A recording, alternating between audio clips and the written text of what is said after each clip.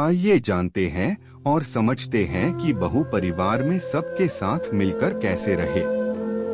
ससुराल में सबसे छोटी बहू है, जिसकी जेठानियां उस पर हर वक्त रौब चलाती हैं, ऑर्डर फरमाती हैं, ताने देती है और सारा काम उसे ही करवाती है। कुछ दिन तो सह लिया पर अब सहन नहीं होता। कभी कभी जवाब दे देती है तो घर का माहौल तनावपूर्ण हो जाता है। क्या करे समझ नहीं आता। तो सबसे पहले एक परिवार की बात बताता हूँ। परिवार में ऐसे 3 बहुएं पहले से थीं और चौथी बहू बाद में आई थी। 3 बहुएं ऐसी थी जिनमें रोज महाभारत होता था। घर भर के सारे पुरुष परेशान थे। सबकी सब निकम्मी, कोई काम करना नहीं चाहती थी। सुबह की शुरुआत किचकिच से होती थी। घर भर के लोग परेशान थे। चौथी बहू के आने के पहले ही उसके कानों तक बात पहुंच गई कि यह घर तो बड़ा विचित्र घर है, तुम उसमें कैसे निर्वाह करोगी। विदा होते समय उसकी माँ ने उसे जो शिक्षाएं और प्रेरणा दी, उसका उस पर विश्वास था। घर में आई, घर का वातावरण देखा। 2-3 दिन तो जैसे घर की नई बहू कुछ करती नहीं और नौकर चाकर भी पर्याप्त थे।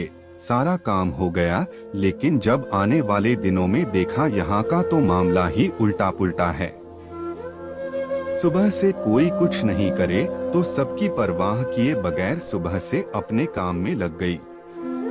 घर की सफाई वह खुद करने लगी, पानी वह खुद भरने लगी, घर का खाना वह खुद बनाने लगी और सारा नाश्ता पानी से लेकर सब कुछ करने लगी। उसका असर यह हुआ कि घर में रोज की अब किचकिच खत्म, लेकिन अच्छे आदमी को भी भड़काने वाले लोग बहुत होते हैं। कुछ लोगों की यह मंशा होती है कि कोई सुख से न रहे, सुकून से रहे, अगर दूसरा तो उसके पेट में दर्द हो जाता है। एक बगल की पड़ोसन उसको भड़काने की इरादे से बोली, अरे तुम इतना दब करके क्यों रहती हो? इतना दबने की क्या बात है, तू सबके अंडर में रहती है, सारा काम तुम खुद करती हो, इतना दबती क्यों हो? उसने बोला, बताओ क्या करती हूँ? अरे मैं देखती हूँ तू झाड़ू लगाती है। अरे झाड़ू, मेरी माँ तो कहती थी जो घर में झाड़ू लगाती है उनके घर में दरिद्रता नहीं आती है। सफाई करने से दरिद्रता नहीं आती, गंदगी में दरिद्रता का वास होता है। मेरे को तो यह पता है कि मैं जितनी साफ स्वच्छ रहूंगी मेरे घर की दरिद्रता उतनी जाएगी और मेरे मन की दरिद्रता जाएगी। मैं समृद्ध होऊंगी, मजबूत बनूंगी। पानी भरती हो? पानी किसके लिए भरते हैं? पीने के लिए। पानी कौन पीता? प्यासा। प्यासे को पानी पिलाना पुण्य का काम है, तो पुण्य का कर्म है, तो पुण्य तो हमको मिल रहा है, हम इस पुण्य के मौके को क्यों चुकें? फिर खाना मैं बनाती हूँ, तुम लोगों को ऐसा लगता है मैं खाना नहीं बनाती, मैं तो भूखे को भोजन कराती हूँ। मेरी माँ हमेशा कहती थी कि पंडित जी कथा में कहते हैं भूखे को भोजन कराना सबसे बड़ा धर्म है, तो मैं इसे कर्म नहीं अपना धर्म मान करके करती हूँ, मुझे कोई तकलीफ नहीं। उसने जब अपना जवाब दिया तो सामने वाली भी एकदम चुप रह गई और यह संदेश जब उसकी जेठानियों तक पहुँचा तो फिर क्या था, सबने सोचा वाकई में जब पुण्य ही कमाना है तो इसे अकेले क्यों कमाने दे, सब मिल जाओ, जुट जाओ। और सब जुट करके काम में लग गई तो एक सहनशील बहू के कारण पूरे घर का ढांचा बदल गया। पहला उपाय, सबसे मिलकर वही रह सकता है जो सब चीजें सहकर जिए।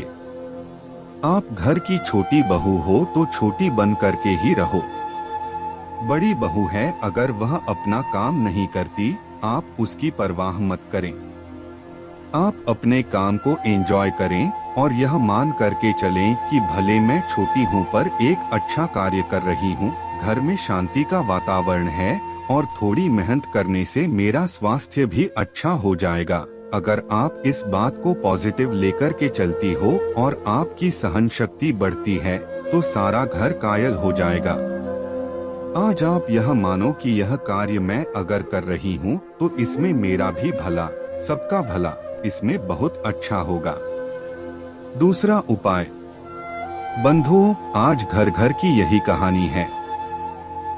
काम थोड़ा होता है लेकिन तकरार ज्यादा होती है।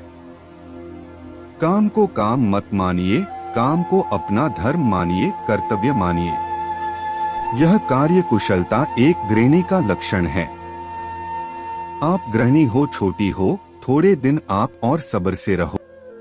आप खुद अपने मन से पूछो, जब उनकी बातों को सहती थी तब ज्यादा खुश रहती थी कि आप जवाब देकर महाभारत करती हो तब ज्यादा खुश हो। ध्यान रखना, सहने वाले को हमेशा सब कुछ मिलता है और लड़ने वाले के पास सदैव खोने को होता है, पाने को कुछ नहीं। इसलिए जीवन में कुछ पाना चाहते हो तो सह करके ही पा सकते हो, लड़कर नहीं। इसे अपने जीवन का एक सिद्धांत बना लो।